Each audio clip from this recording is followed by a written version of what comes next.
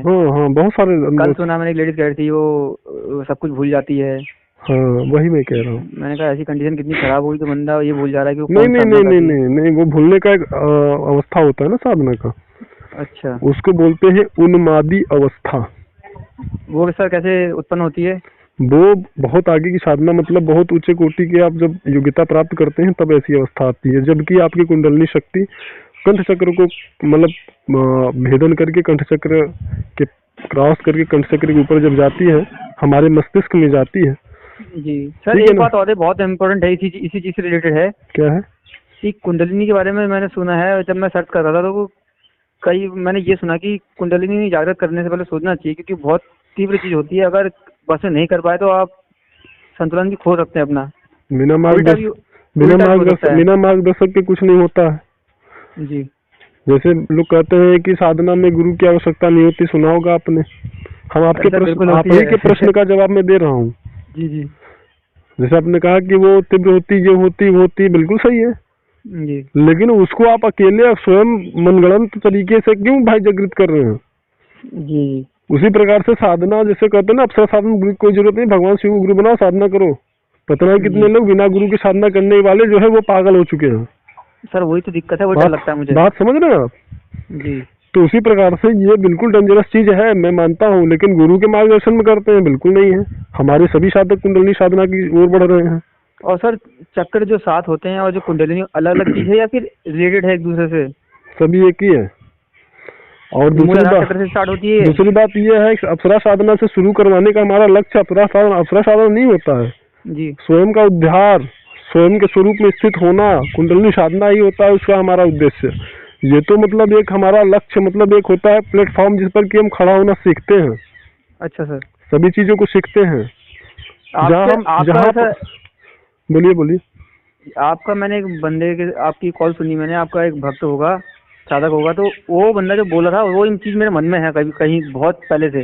जी। वो उन्हें बंदे ने बोला कि वो चाहता है कि अप्सरा अगर सिद्ध हो जाए, उसके बात होती है तो कई रहस्य उसके मन में, जैसे चिकित्सा को लेके हो गया और वेदों को लेकर हो गया, कि वो उन्हें कहा कि अगर वेद पढ़ने बैठो तो सारी जिंदगी निकल जाए। हाँ हाँ, वो सही कह रहा था। वैसे ही कुछ मेरे मन में है, बस ये है कि अभी क्या पता करूं तो क्या हो जाए मेरे संग, ऐसा डर रहता है मन में।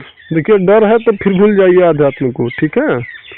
क्योंकि भाई मेरे साधकों के अंदर से जो डर होता है ना वो भाग जाता है बहुत दूर। ऐसे आप समझ लीजिए, जो पहले डरते थे ना, ऐसे साधक जो दूसरे मार्गदर्शक के साधक रहे हैं और वो जब हमारे संपर्क में आते हैं ना तो उनका भी डर भाग जाता है। डर से साधना नहीं होती है।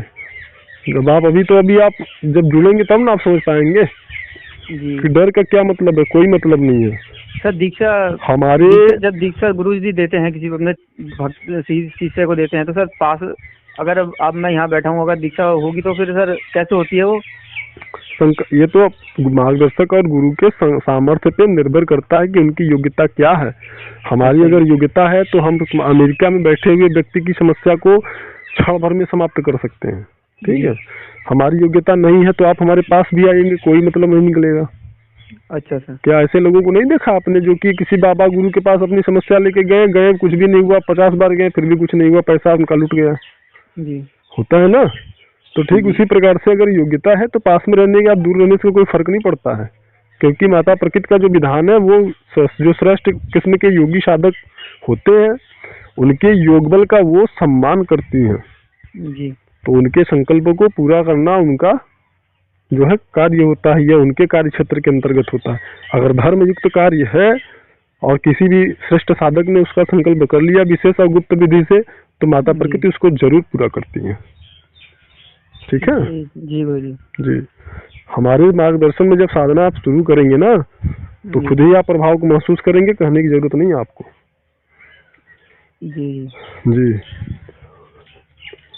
और जो आपने कहा गुप्त रहस्य, तो ये जब शक्ति सिद्ध होती है, जब उनकी सानिध्य उनका प्राप्त होता है, तो फिर कोई आपका प्रश्न बाकी नहीं रहता है जिस प्रश्न का जवाब आपको ना मिले। जी, समझ गए? जी जी। तो सर मैं कल से जो शरीर मतलब प्राणायाम की बात है, यम की बात है, कल से पालन करता हूँ, स्टार्ट करता हूँ उसका, क्योंकि मेरी पुलिस की भर्ती आ रही है, उसमें फिजिकल मांगा है, उसके लिए सुबह उठना भी है, दौड़ना भी है, सब कुछ करना है। जी। तो संग में आपका योगा भी हो जाएगा और मैं भी अपने आप को तैयार कर पाऊंगा उस चीज के लिए। देखिए, आपको अपने हिसाब से चलना है तो फिर आप चलिए, उसके लिए हमें बताने की आवश्यकता नहीं है आपको। हमारे हिसाब से क्या सही है वो हम आपको बता चुके हैं। कंडीशन अप्लाई करके बात करेंगे तो मार्गदर्शन में नहीं कर पाऊंगा, क्षमा करिएगा।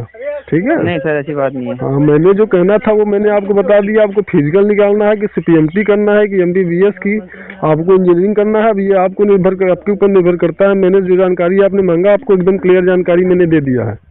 जी जी, आगे आप उस जानकारी को लेकर के क्या करेंगे अब ये आपके ऊपर निर्भर करता है।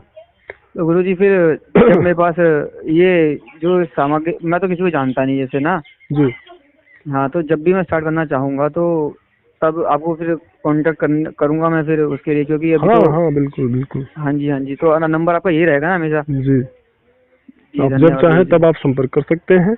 करना हो तो भी, नहीं करना हो तो भी, अगर कोई प्रश्न है तो बिल्कुल आप कॉल कर सकते हैं। नहीं क्योंकि इस लाइन में पड़ गया तो दिक्कतें भी आएंगी। नहीं, जैसे मान लीजिए कोई जानकारी आपको सुना आपने, फिर आपको कंफ्यूजन उत्पन्न हुई तो उसको क्लियर करने के लिए भी आप मुझे कॉल कर सकते हैं। ठीक है? अरे सर, ऐसा तो कहाँ मिलता। आप तभी तो मैं आपको कॉल किया। आप तो निस्वार्थ करते हो ना। आपने कहा अपनी वीडियो में कि मैं व्यापारी न्यू साधक हूँ जी। हाँ, तो इसीलिए तो मैं बता रहा हूँ आपको। जी बिल्कुल आप कर सकते हैं। जरूरी नहीं कि आप साधना करो हमसे सामग्री लो। मैं साधकों को बोलता हूँ जहाँ सामग्री मिले आप ले लो। मैं आपका मार्गदर्शन जरूर करूंगा।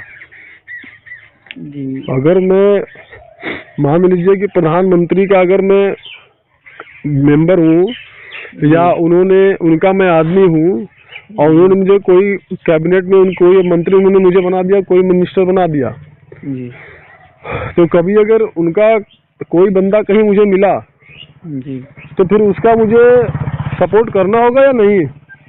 जी, और अगर सपोर्ट नहीं करूंगा तो उनसे हमारा संबंध खराब होगा कि नहीं? प्रधानमंत्री से बिल्कुल होगा। ठीक इसी प्रकार से अगर दैवी जिस शक्ति का सानिध्य हमें प्राप्त है, अगर उस शक्ति की उपासना कोई व्यक्ति कर रहा है, वो हमसे सामग्री लिया कि नहीं लिया, उससे हमें कोई धन लाभ हुआ या नहीं हुआ, यह बिल्कुल महत्वपूर्ण नहीं है।